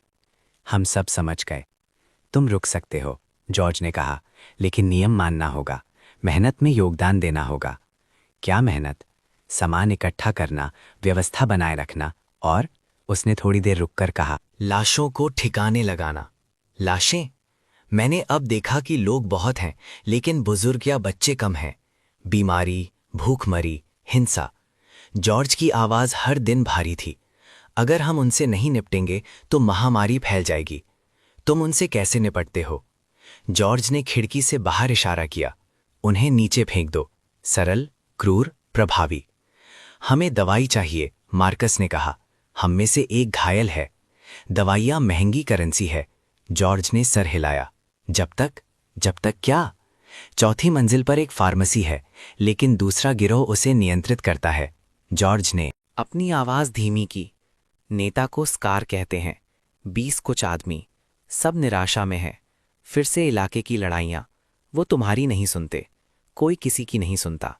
जॉर्ज ने कड़वी मुस्कान से कहा, बस एक अस्थायी संतुलन। उनके पास फार्मेसी है, हमारे पास सुपरमार्केट है। हम एक दूसरे के रास्ते से दूर रहते हैं। तुम बातचीत कर सकते हो? बातचीत? जॉर्ज ने हंसी उड़ाई। कल किसी ने 10 एंटीबायोटिक गोलियों के लिए एक रोलेक्स का सौदा किया। तुम्हारे पास सौदा करने के लिए क्या है? हमने एक दूसरे को देखा। हम इतनी जल्दी में निकले थे, थोड़े खाने के अलावा हम कुछ भी कीमती नहीं लाए थे। एक रास्ता है। जॉर्ज ने हमें देखा। मेरी एक काम में मदद करो, मैं तुम्हें दवाई दूंगा। क्या? 5वीं मंजिल पर एक ज्वेलरी की दुकान है। वहां कीमती चीजें, बहुत से सामान के लिए तकास की जा सकती है। लेकिन वो हिचकिचाया। उसके बारे में क्या? वहां भूत है, किसी ने बीच में कहा। कई ग्रुप ऊपर गए, कोई वापस नहीं आया। भूत? मार्कस ने माथे पर बल डाले। पता नहीं, जॉर्ज ने कहा। कुछ ने अजीब आवाजें सुनी, दूसरों ने परछाइयां देखीं। वैसे भी वो कभी वापस नहीं आए। अंधविश्वास, लेकिन इस माहौल में लोग विश्वास करना पसंद करेंगे। हम चेक करेंगे। मार्कस? सच में? जॉर्ज की आंखें चमक उठीं। मैं दवाई तैयार करूंगा। हमने अपना सामान चेक किया। हम में से हर एक ने एक धातु की छड़ और एक फ्लैशलाइट ली। 5वीं मंजिल शांत थी, भयानक रूप से शांत। कॉरिडोर के दोनों तरफ दुकानें थीं, दरवाजे चौड़े खुले हुए थे। अंदर लूटपाट हुई थी। लग रहा है उन्हें पहले ही लूट लिया गया था। ज्वेलरी की दुकान सबसे दूर थी। कांच का दरवाजा सही था। अजीब है, जेक ने कहा। हर दूसरी दुकान तोड़ी हुई है, ये वाली क्यों नहीं तोड़ी गई? निश्चित रूप से अजीब है। मैंने धक्का दिया। बंद है। इसे खोलो, मार्कस ने कहा। जेक ने छड़ कुछ बार घुमाई, ताला टूट गया। एक गंदी बदबू हमारी तरफ आई। हमने फ्लैशलाइट अंदर डाली। फर्श पर लाशें बिखरी हुई थीं। कई दिनों से मरे हुए थे, सड़ रहे थे। ये वो लोग हैं जो वापस नहीं आए। वो कैसे मरे? मैं जांचने के लिए झुका। कोई साफ चोट नहीं थी। जहर दिया गया। मार्कस ने कोने की तरफ इशारा किया। वहां एक गैस कैनिस्टर बैठा था, वाल्व खुला हुआ था। किसी ने ये जानबूझकर किया था। मैं समझ गया। लोगों को लुभाओ, गैस छोड़ो। कौन इतनी घटिया हरकत करेगा? मैंने बात पूरी ही की थी कि दरवाजा हमारे पीछे से बंद हो गया। हमने मुड़ा। एक छोटी आकृति दरवाजे पर खड़ी थी। एक औरत 30s में एक दुकान के कर्मचारी की यूनिफॉर्म पहने हुए थी। तुम भी चोरी करने आए हो? हम नहीं हैं। मैं बात पूरी कर पाता उससे पहले ही औरत चीखी, एक लाइटर उठाए हुए। तुम सब मरने के लायक हो। गैस! वो इसे जलाने क्या रही है? मत करो। मार्कस धीरे धीरे पास आया। पीछे रहो, वो चीखी। ये मेरी दुकान है, मेरी। तो वो मालिक है, हम चोर नहीं हैं। मैंने समझाने की कोशिश की।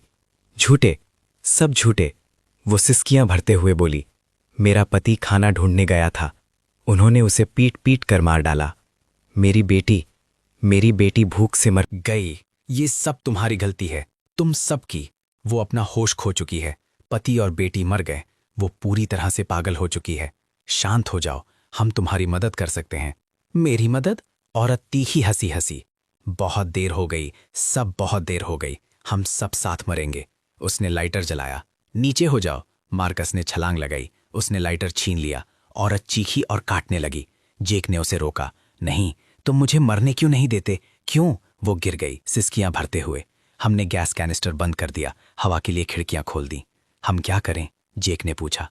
उसे ले जाओ। नीचे ले जाओ, मार्कस कहता है। हम औरत को नीचे ले जाते हैं। अब वो विरोध नहीं कर रही है, बस रोए जा रही है। जॉर्ज हमें सुरक्षित लौटते देखकर हैरान है। सच में भूत था? भूत नहीं था, मैंने बताया क्या हुआ था। जॉर्ज ने आह भरी। एक और बेचारी आत्मा। ये वक्त लोगों को पागल कर देता है।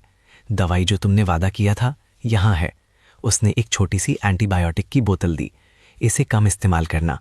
हमने उसे धन्यवाद दिया और निकल गए। दूसरी मंजिल पर वापस औरत को एक कोने में बैठा दिया गया है। किसी ने उसे पानी और खाना दिया, लेकिन उसने मना कर दिया। बस वहां खाली बैठी रही। उसकी तरह बहुत से लोग थे। एक पास के बुजुर्ग ने कहा, परिवार खो दिया, मानसिक रूप से टूट गई, पागल हो गई है। उसने गला काटने का इशारा किया। हमने उस रात पहरे पर बारी बारी से काम किया। सुबह के पास औरत अचानक खड़ी हुई, खिड़की की तरफ चली। मत करो, मैंने उसे रोकने की कोशिश की। बहुत देर हो चुकी थी। वो कूद गई, अंधेरे बाढ़ के पानी में गायब हो गई। एक छपाक तक नहीं हुई। मैं खिड़की पर स्थिर खड़ा रहा। अंदर एक खोखलापन सा महसूस हो रहा था। ये है प्रलय, डूबना नहीं, भूखे मरना नहीं, बल्कि निराशा से मारे जाना। सुबह 2 और लाशें बिल्डिंग से फेंकी गई। एक बुजुर्ग भूख से मरा, एक बच्चा बीमारी से। जिंदा लोग अब सुन्न हो गए थे। ऐसे नहीं चल सकता, मार्कस कहता है। हमें खुद को बचाने का कोई रास्ता ढूंढना होगा। कैसे? डेविड ने निराश होकर कहा। हर जगह पानी है, हम कहाँ जा सकते हैं? एक नाव बनाओ, मैंने अचानक कहा। सबने मुझे देखा। यहां बहुत सारी सामग्री है, हम एक बड़ी नाव बना सकते हैं। बोलते बोलते मैं और उत्साहित हो गया। तैरने के लिए प्लास्टिक के बैरल, हल के लिए तख्ते। अगर ये मजबूत हुई तो ये दर्जनों लोगों को ले जा सकती है। कहां भी? ऊंची जमीन उत्तर में या बस बहाव के साथ चलो, हमें कहीं ना कहीं सूखी जमीन मिल जाएगी। कम उम्मीद भी उम्मीद ही है, चलो करते हैं। जाके पहला था जिसने जवाब दिया, मैं सहमत हूं। एमिली कहती है यहां मरने का इंतजार करने से बेहतर है। मार्कस ने सर हिलाया, चलो करते हैं, लेकिन इसे गुप्त रखो। बहुत से लोगों को पता नहीं चलना चाहिए। क्यों? हमारे आसपास के निराश आंखों को देखो। एक बार उन्हें पता चला कि एक नाव है तो वो बिना सोचे इसके लिए लड़ेंगे। फिर कोई बाहर नहीं निकल पाएगा। जब जीने की बात आती है तो मानवता बेकार है। 7वां दिन, नाव बनाने का काम गुप्त रूप से शुरू हुआ। हमने एक दूर दराज का स्टोरेज रूम ढूंढा, सामग्री इकट्ठा करना शुरू किया। प्लास्टिक के बैरल, फोम के डब्बे, तख्ते, रस्सी, जो कुछ भी इस्तेमाल हो सकता था हम ले आए। ये काम नहीं करेगा, मैंने योजना बनाई। पर्याप्त बॉयंसी नहीं है, बहुत कम वजन उठाने की क्षमता। अब क्या? मुझे कुछ याद आया। सेंटर में इन्फ्लेटेबल पूल हैं क्या? मुझे लगता है खेल के सामान की दुकान में कुछ है। एमिली कहती है, बिल्कुल सही। इन्फ्लेटेबल नाव का आधार, इसके चारों तरफ बैरल बांधकर एक्स्ट्रा बॉयंसी के लिए, ऊपर तख्ते। सिद्धांत रूप से 20 लोग आ सकते हैं। सब नई ऊर्जा से काम करते हैं। निराशा में उम्मीद कितनी भी कमजोर क्यों ना हो, लड़ने के लायक है, लेकिन राज नहीं रहते। उस दोपहर जॉर्ज ने हमें ढूंढ लिया। सुना है तुम लोग एक नाव बना रहे हो। मार्कस शांत रहा। चिंता मत करो, जॉर्ज मुस्कुराया। मैं तुम्हें रोकने नहीं आया हूं, मैं शामिल होना चाहता हूं। 300 लोग, मैं उन सबको नहीं बचा सकता, उसने कड़वाहट से कहा। लेकिन कुछ लोग एक मौके के हकदार हैं। तुम्हें लोग चाहिए। मेरे पास लोग हैं, साथी हैं, मार्कस ने सोचा। ठीक है, नाव में ज्यादा से ज्यादा 30 लोग आ सकते हैं। काफी है, जॉर्ज कहता है। मैं मजबूत और स्वस्थ लोगों को चुनूंगा, बुजुर्ग, कमजोर, बीमार। उसने बात पूरी नहीं की, लेकिन मतलब साफ था, एक क्रूर चुनाव। ज्यादा लोगों के साथ काम तेजी से आगे बढ़ा, लेकिन मुसीबत भी आई। वो लोग नाव पर क्यों चढ़ रहे हैं, हम भी जाना चाहते हैं। ये अन्याय है। राज खुल गया। भीड़ उत्तेजित हो गई। जॉर्ज सीढ़ियों पर खड़ा हुआ। छोटी नाव, बहुत ज्यादा लोग, सब नहीं जा सकते। जो रुकेंगे मैं उन्हें प्राथमिकता से सामान की गारंटी देता हूं। सामान कब तक चलेगा? बिल्कुल, सब जीना चाहते हैं। माहौल आफरा तफरी में बदल गया। अचानक भीड़ से एक ईंट उड़ी। जॉर्ज के माथे पर सीधी लगी, खून बहने लगा। वो मर गया है। पूरी अफरा तफरी। लोगों ने सामान लूटना शुरू कर दिया, दुकानें तोड़ दी। कुछ ने हिसाब चुकाए, दूसरों ने अफरा तफरी में लूटपाट की। नाव को बचाओ, मार्कस चिल्लाया। हम स्टोरेज रूम की तरफ भागे। बहुत देर हो चुकी थी। एक भीड़ नाव को तोड़ रही थी, सामग्री पकड़ रही थी। रुको, कोई नहीं सुन रहा था। जाके अंदर घुसा, अपनी छड़ घुमा रहा था। उन्होंने वापस लड़ाई की। झड़प में किसी ने एक तेल का ड्रम गिरा दिया। आग, ये तेजी से फैली। सूखी लकड़ी और प्लास्टिक फोम, सब बहुत ज्वलनशील।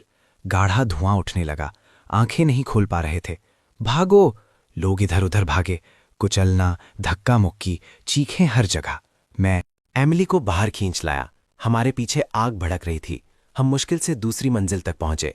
फिर एहसास हुआ कि कोई गायब है। रायन कहाँ है? डैम, वो अभी भी तीसरी मंजिल पर है। रायन कमजोर है, तेज नहीं भाग सकता। मैं आग में वापस भागा। धुएं में कुछ नहीं दिख रहा था। रायन, रायन, खांसते हुए। मैं यहां हूं, आवाज का पीछा करते हुए। मैंने उसे ढूंढ लिया। वो सीढ़ियों पर गिरा हुआ था, धुएं से आधा मरा हुआ। मैंने उसे उठाया और भागा। पीछे आग दहाड़ रही थी। आखिर में बाहर हम दोनों कालिक से ढके हुए थे। धन्यवाद, रायन ने कमजोरी से कहा। आग बढ़ती गई। पूरा सेंटर एक मशाल बन गया। लोग दूसरी मंजिल पर भीड़ लगाए हुए थे, फंसे हुए। ऊपर आग, नीचे पानी। कूदो, किसी ने निराश होकर चिल्लाया। कूदो और मरो। जलना या डूबना, एक चुनो। वो अपना होश खो चुके थे, सब अपना होश खो चुके थे। लोगों ने कूदना शुरू कर दिया। 1, 2, जैसे डंपलिंग गिर रहे हों। मत कूदो। किसी ने कूदने वालों को पकड़ा। बहाव बहुत तेज है, कूदोगे तो मर जाओगे। तो फिर क्या, जलने का इंतजार करो। धुआं गाढ़ा हो गया। लोगों ने दम घुटने से गिरना शुरू कर दिया। छत, मुझे अचानक याद आया, छत पर एक पानी की टंकी। हाय, एक कमजोर मौका। सब सीढ़ियों पर टूट पड़े। धक्का मुक्की, कुचलना और चीखें। हमने एक दूसरे को सहारा दिया। मुश्किल से चढ़ रहे थे। सीढ़ियां धुएं से भरी हुई थीं। हर कदम नर्क जैसा लग रहा था। आखिर में छत। 100 से ज्यादा लोग छोटी सी छत पर भरे हुए थे। आग भड़क रही थी। धुआं आसमान में उठ रहा था। सब खत्म हो गया, बिल्कुल खत्म। डेविड जमीन पर गिर गया। नाव चली गई। सामान चला गया। आश्रय तक चला गया। हम वैसे भी मर चुके हैं। बेहतर है जल्दी हो। एक आदमी किनारे पर खड़ा था। वो एक दुख भरी मुस्कान के साथ वापस मुड़ा। ये भयानक दुनिया, जीने का क्या मतलब है? वो कूद गया जैसे बांध के दरवाजे खोल दिए हों। एक के बाद एक लोग कूद गए। बस करो, मार्कस दहाड़ा। सब शांत हो जाओ। शांत? एक औरत हिस्टेरिकल होकर चीखी। मेरा बच्चा भूखा मरा, मेरा पति बीमारी से मरा, अब मैं जलने जा रही हूं। तुम चाहते हो मैं शांत रहूं? वो भी कूद गई। निराशा बीमारी की तरह फैल गई।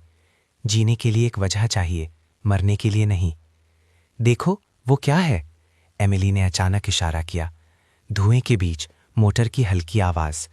नावें, नावें आ रही हैं। एक बचाव नाव दिखाई दी, फिर एक दूसरी, एक तीसरी। बचाव, ये बचाव दल है। छत पर सिसकियां और खुशी के नारे गूंज उठे। कुछ ने घुटने टेके और प्रणाम किया। दूसरों ने अपने सर पकड़े, रोते हुए। इस आफत से बचकर हम यहाँ हैं। लोग फ्रैंटिकली हाथ हिलाए और चिल्लाए। नावें सेंटर के पास आईं। बचाव कर्मियों ने मेगाफोन से पुकारा, शांत रहो, हम ऊपर आ रहे हैं। रस्सी की सीढ़ियां नीचे गिरी। बचाव कर्मी ऊपर चढ़ गए। कितने लोग हैं? 1, 2, 3। जॉर्ज ने अपने सर पर घाव को पकड़ा। वो अभी भी जिंदा था। समूह में निकालो, बुजुर्ग और औरतें पहले। आदेश चमत्कारी रूप से लौट आया। कुछ ही पल पहले वो एक दूसरे को मार रहे थे, अब वो आज्ञाकारी रूप से लाइन में लगे थे। उम्मीद के सामने सभ्यता पुनर्जीवित हो गई। हमारी बारी, तुम लोग साथ हो? एक बचावकर्मी ने पूछा। हाँ, मार्कस ने कहा। हम 6 लोग नाव में बैठे बर्बाद सेंटर को दूर होते देख रहे थे। ऐसा लग रहा था जैसे ये दूसरा जन्म हो। 7 दिन, सिर्फ 7 दिन। एक आधुनिक शहर नर्क में बदल गया था। कहाँ भी? मैंने बचावकर्मी से पूछा। खेल परिसर में राहत शिविर, उसने कहा। वहां ऊंची जमीन है। सरकार ने राहत का आयोजन किया है। सरकार, कितने समय से हमने ये शब्द नहीं सुना था। दूसरे इलाकों का क्या? बचावकर्मी रुका। अच्छा नहीं है। ये बारिश बहुत ज्यादा थी। आधे प्रांत में बाढ़ आ गई है। सब ठीक हो जाएगा, है ना? एमिली ने उम्मीद से पूछा। हो जाएगा, उसने कहा। बारिश रुक गई। मैंने अब देखा, सच में रुक गई है। बादल थोड़े अलग हो गए। लंबे समय से खोई हुई सूरज की रोशनी दिखाई दी। पानी टूटे हुए सोने की तरह चमक रहा था, इतना सुंदर कि रोना आ जाए। नाव खंडाहते बीच से गुजर रही थी। मैंने सोचा, सबसे बुरा पीछे छूट गया है। जब तक मैंने शहर का असली चेहरा नहीं देखा। हर जगह मलबा, इमारतें ब्लॉक की तरह गिरी हुई थीं, गाड़ियां ऊंची लगी हुई थीं, पेड़ उखड़ गए थे, फर्नीचर पानी पर तैर रहा था और ऐसी चीजें जिन्हें मैं सोचना नहीं चाहता था। मत देखो, बचावकर्मी ने कहा। लेकिन मैं कैसे ना देखूं? ये शहर जहां मैं 30 साल से ज्यादा रहा, अब पहचाना नहीं जा रहा था। जाने माने स्थान गायब हो गए थे। केंद्रीय चौक एक झील बन गया था। पैदल पथ एक नदी बन गया था। मेरा बिल्डिंग मटेरियल का मार्केट शायद अब नहीं है। कितने बचने वाले हैं? मार्कस ने पूछा। पता नहीं, बचावकर्मी ने सर हिलाया। बहुत बिखरे हुए हैं, कुछ ऊंची इमारतों में, कुछ ऊंची जमीन पर। हम जितना हो सके बचा रहे हैं। एक ऑफिस टावर के पास से गुजरते हुए किसी ने छत पर लाल कपड़ा हिलाया। रुको, कप्तान ने रेडियो से कहा। स्थान को चिन्हित करो, हम वापस आएंगे। इस ग्रुप को पहले सुरक्षित पहुंचाओ। ये उन्हें छोड़ना नहीं है। हमारी उलझन देखकर बचावकर्मी ने समझाया। छोटी नाव ओवरलोड हो जाएगी और हम पलट जाएंगे। बैच में जाना होगा। क्रूर लेकिन तार्किक। आधे घंटे की और यात्रा। पानी का लेवल गिरा। कुछ इमारतों की तीसरी और चौथी मंजिल बाहर निकली। खिड़कियों में आकृतियां हिल रही थीं। लगभग पहुंच गए। दूर से ऊंची जमीन दिखाई दी, शहर का खेल परिसर। लेकिन जैसे ही हम पास आए, मेरा दिल डूब गया। किनारा लोगों से भरा हुआ था, जो रो रहे थे, मदद के लिए चिल्ला रहे थे, बहस कर रहे थे। सब एक साथ मिल गए थे। अस्थायी टेंट जहां तक नजर जाती थी फैले हुए थे। इतने सारे लोग। एमिली ने हैरान होकर कहा, यह सिर्फ एक छोटा सा हिस्सा है। बचाव कर्मी ने कहा, जो लोग यहां तक पहुंचे हैं वो किस्मत वाले हैं। नाव रुकी। कर्मचारी तुरंत हमें रजिस्टर करने आए। नाम, उम्र, मूल। पता, कोई बुखार, दस्त, उल्टी के लक्षण, वहां से सामान ले लो। हर व्यक्ति को एक हिस्सा, कोई लड़ाई नहीं, यांत्रिक लेकिन कुशल। हमें एक पानी की बोतल, 2 स्टीम्ड बन्स, एक अचार का पैकेट मिला, बस इतना ही। जैक ने माथे पर बल डाले। शुक्र करो, सामान बांटने वाली औरत ने कहा। लाखों लोग हैं, खाना मिलना ही अच्छा है। वास्तव में चारों तरफ लोगों का समंदर देखकर आदमी, औरतें, बुजुर्ग, जवान, कपड़े फटे हुए, आंखें खोखली, हमने बैठने के लिए एक जगह ढूंढ ली। जमीन गीली थी, लेकिन किसी को परवाह नहीं थी। अब क्या? डेविड ने पूछा। किसी ने जवाब नहीं दिया। हम बच गए। फिर क्या? घर चले गए, सामान चला गया। बहुत से लोगों ने परिवार भी खो दिया है। सब ठीक हो जाएगा। एमिली ने हमें सांत्वना देने की कोशिश की। सरकार सब कुछ व्यवस्थित करेगी। लेकिन चारों तरफ देखकर साफ था कि सरकार बहुत ज्यादा बोझ में है। इतनी बड़ी आफत, इतने शरणार्थी। ये एक चमत्कार है कि ये अभी तक नहीं गिरा है।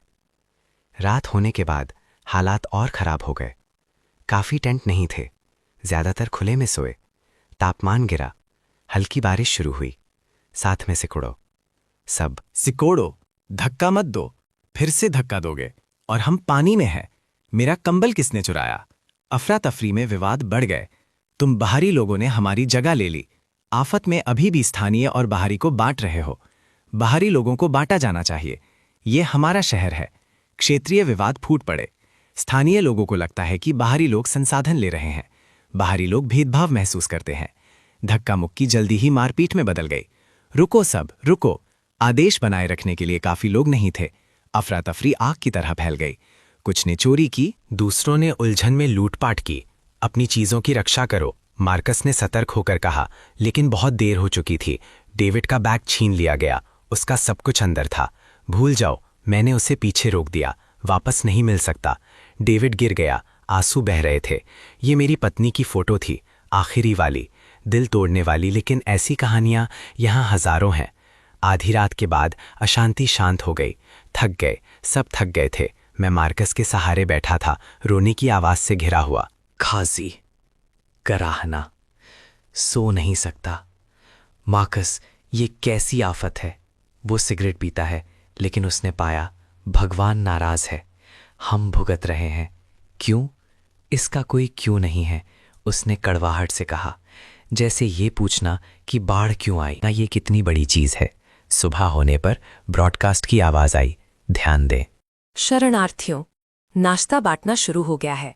कृपया लाइन में लगें। चिकित्सा केंद्र पूरब में है। मरीज तुरंत इलाज करवाएं। लापता लोगों की सूचना बुलेटिन बोर्ड पर लगाई जा सकती है। व्यवस्था धीरे धीरे लौट रही है। हम 1 घंटे तक लाइन में लगे। पतली दलिया और अचार मिला, इतना पतला कि आप अपनी परछाई देख सकें, लेकिन गर्म था। शुक्र करो। मार्कस कहता है, 1 हफ्ते पहले के बारे में सोचो। किसने सोचा था कि गरम दलिया एक वरदान होगा? सच में। दलिया पीते हुए मैं उन लोगों के बारे में सोचता हूं जो कूद गए, डूब गए, जल गए। वो बचने के कितने करीब थे, कितने करीब।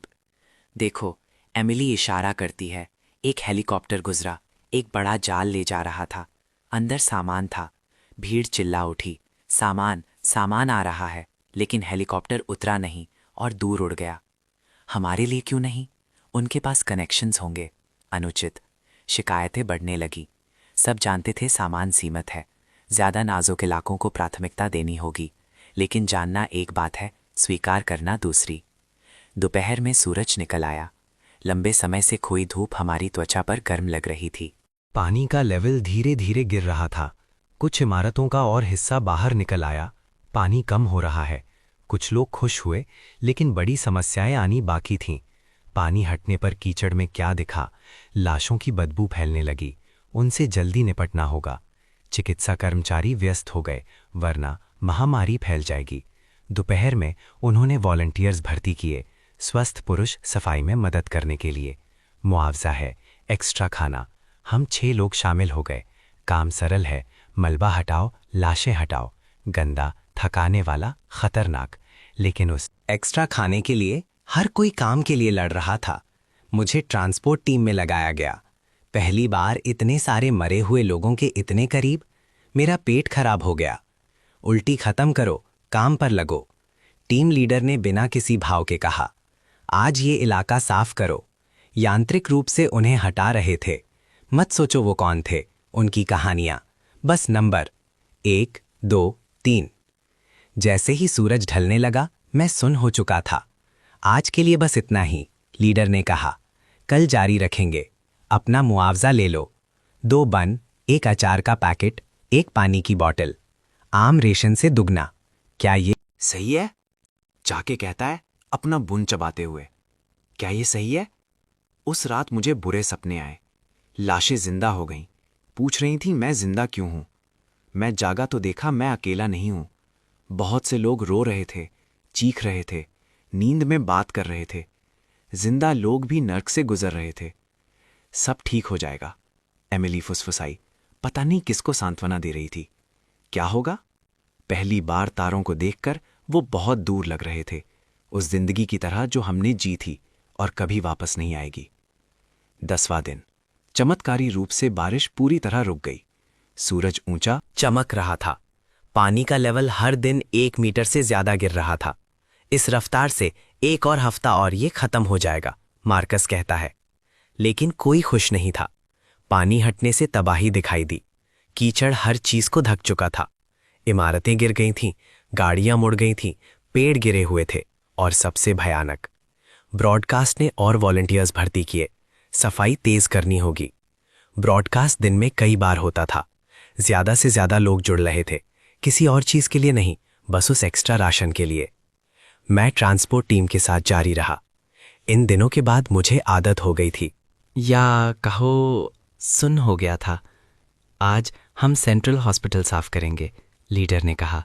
खुद को तैयार करो। हॉस्पिटल्स सबसे ज्यादा प्रभावित हुए थे। शुरुआत में बहुत से लोग वहां भागे थे। नतीजा, इमरजेंसी हॉल के दरवाजे खोलते ही बदबू ने हमें लगभग बेहोश कर दिया। अंदर का दृश्य मैं दोबारा वैसा कुछ नहीं देखना चाहता। रुके रहो, लीडर भी कांप रहा था। हर घंटे बदलो। वो घंटा सड़ी जैसा लगा। बाहर आकर सबने उल्टी की, भगवान को कोसने लगे। कोई रोकर टूट गया। किसी ने उसे रोका नहीं, क्योंकि हर कोई टूटने की कगार पर था। दोपहर में एक हादसा हो गया। लाशें हटाते वक्त एक वॉलंटियर को चोट लग गई। घाव सीवेज के संपर्क में आ गया। 2 घंटे बाद बुखार शुरू हो गया। मेडिकल स्टेशन ले गए, लेकिन वो कुछ नहीं कर सके। दवाई, उपकरण, स्टाफ की कमी थी। शाम तक वो मर गया। अब से ग्लव्स और चेहरा ढककर रखना, लीडर ने घोषणा की। जो नहीं सुनेगा वो अपनी जिम्मेदारी पर। ग्लव्स, मास्क खाने से ज्यादा कीमती। हाथों को कपड़े की पट्टियों से लपेटो। चेहरा ढकने के लिए कपड़े फाड़ो। मार्कस ने तरीका ढूंढ लिया। कच्चा तरीका, लेकिन कुछ ना होने से बेहतर। 12वां दिन। आखिरकार अच्छी खबर आई। ऊपर से मेडिकल टीम भेजी गई और सामान। सच में दोपहर में कॉन्वॉय आया। मिलिट्री ट्रक्स एक के बाद एक। वितरण केंद्र बढ़कर 10 हो गए। हर कोई जरूरी चीजें ले सकता था। लाइन अनंत थी, लेकिन व्यवस्थित। उम्मीद लोगों को सभ्य बनाती है। हमें तौलिया, साबुन, डिसइंफेक्टेंट और बदलने के लिए कपड़े मिले। आखिरकार नहा सकते हैं। एमिली की आंखों में आंसू आ गए। अस्थायी शावर स्टॉल पर लंबी लाइन लगी थी। ठंडा पानी, लेकिन किसी को परवाह नहीं थी। दिनों की गंदगी धो रहे थे। हर कोई हल्का महसूस कर रहा था। सपने जैसा, जेक कहता है। हाँ, 10 दिन पहले किसने सोचा था कि नहाना एक ऐश होगा। उस रात आग जलाई गई। कुछ ने गाया, कुछ ने नाचा। बचने की खुशी भीड़ में फैल गई। हम सच में बच गए, डेविड बुदबुदाया। हाँ, मार्कस ने सिगरेट जलाई। बच गए, लेकिन अब क्या? अपने घर फिर से बनाएंगे। ब्रॉडकास्ट से आवाज आई। हम अपने घर फिर से बनाएंगे। फिर से बनाना आसान लगता है। आसपास के खंडर देखो, इसमें कितना वक्त लगेगा? लगेगा, एमिली ने दृढ़ता से कहा। जब तक लोग यहाँ हैं, कुछ भी फिर से बनाया जा सकता है। वो सही है। लोग जिंदा हैं, मतलब उम्मीद जिंदा है। 15वां दिन। पानी ज्यादातर चला गया। शहर का ढांचा बाहर निकला, जख्मी लेकिन अभी भी खड़ा। जनसंख्या गिनती शुरू हुई, रजिस्ट्रेशन, अस्थायी आवास व्यवस्था। हमें प्रीफैब यूनिट्स दी गईं, एक कमरे में 4, साधारण लेकिन आश्रय। हॉलवे से बेहतर है, डेविड ने संतुष्टि से कहा। सच में, बिस्तर, कंबल, छत, हम शुक्रगुजार हैं। रायन की सेहत सुधारी, उसने भी काम करना शुरू कर दिया। हमेशा तुम लोगों पर निर्भर नहीं रह सकता, उसने शर्माते हुए कहा। हम भाई हैं, जेक ने उसके कंधे पर। तप आया। भाई, मौत का सामना करने के बाद इस शब्द का वजन अलग होता है। 20वां दिन, मार्केट फिर से शुरू होने लगा। पहले कंधे पर डंडा रखने वाले विक्रेता, फिर अस्थायी दुकानें। कीमतें आसमान छू रही थीं, लेकिन चीजें मिल रही थीं। अंडे, ताजे अंडे, सब्जियां, हरे साग, मूली। सभ्यता थोड़ी थोड़ी करके लौट रही थी। मैंने काम के पैसों से अंडे खरीदे, उबाले, सबके साथ बांटे। बहुत अच्छा है। रायन की आंखों में आंसू आ गए। सिर्फ एक उबला अंडा, लेकिन जो लोग नर्क से गुजरे हैं उनके लिए ये स्वर्ग का स्वाद है। 1 महीने बाद बिजली थोड़ी वापस आई। जैसे ही लाइट आई, पूरा कैंप झूम उठा। बिजली है, बिजली है। लोग गले मिले और रोए। रोशनी कितनी कीमती है। खबर देखो, किसी ने टीवी चलाया। दूसरे आफतग्रस्त शहरों की तस्वीरें। तो ये सिर्फ हम नहीं हैं, पूरा प्रांत, देश का आधा हिस्सा इसी कष्ट से गुजर रहा है। लेकिन सब फिर से बना रहे हैं। केंद्र सरकार ने पुनर्निर्माण के लिए 100 अरब आवंटित किए। हर जगह से सामान आ रहा है। आफत के बाद का पुनर्निर्माण पूरी तेजी पर। उम्मीद फैल रही है। 2 महीने बाद मुझे काम मिल गया। कंस्ट्रक्शन साइट, ईंटें धोना। थकाने वाला लेकिन आमदनी है। वापस पुराने धंधे में। मैं कड़वाहट से मुस्कुराया। मटीरियल नहीं बेच रहा, लेकिन अभी भी कंस्ट्रक्शन से जुड़ा हूं। मार्कस कैंप में मैनेजर बन गया। जेक और एमिली ने एक छोटा रेस्टोरेंट खोला। डेविड लोगों के लिए अप्लायंसेस ठीक करता है। रायन को क्लरिकल काम मिला। हर कोई जीने के लिए मेहनत कर रहा है। 3 महीने बाद अस्थायी कैंप का स्थानांतरण शुरू हुआ। नया आवासीय इलाका पूरा हो गया। जो योग्य है वो शिफ्ट होने के लिए आवेदन कर सकते हैं। हम 6 लोगों ने साथ में आवेदन किया। एक ही बिल्डिंग मिली, साधारण आवास। लेकिन शिफ्ट होने वाले दिन खाली कमरे को देखकर एमिली रोई। आखिरकार एक घर है। हाँ, हमारे पास एक घर है। बालकनी पर खड़े होकर हम दूर नई शहर बनती हुई देख सकते हैं। खंडरों से उगता एक नया शहर। ये पहले से बेहतर होगा, मार्कस कहता है। मुझे विश्वास है, क्योंकि सबसे अंधेरे पलों का अनुभव करने के बाद ही आपको पता चलता है कि रोशनी कितनी कीमती है। 1 साल बाद मैंने नए इलाके में एक बिल्डिंग मटीरियल की दुकान फिर से खोली। धंधा अच्छा है, हर कोई फिर से बना रहा है। मटीरियल की मांग बहुत है। मार्कस अक्सर आता है, अपनी नई गर्लफ्रेंड को लाता है। जेक और एमिली का रेस्टोरेंट बढ़ गया है, कई लोगों को काम पर रखा है। जवान कपल हमेशा की तरह प्यार करने वाला है। डेविड को उसका खोया हुआ बेटा मिल गया। बाप और बेटा एक दूसरे पर निर्भर हैं। रायन ने सिविल सर्विस एग्जाम पास किया, सिविल अफेयर्स में काम करता है। सबकी नई जिंदगी है, लेकिन कोई उस तूफान को नहीं भूला। जब भी बारिश होती है हम तनाव में आ जाते हैं। हर मौसम की भविष्यवाणी पर हम थोड़ा और स्टॉक कर लेते हैं। सदमा भरने में वक्त लगता है। बॉस, वाटरप्रूफिंग मटेरियल कितने का है? एक कस्टमर।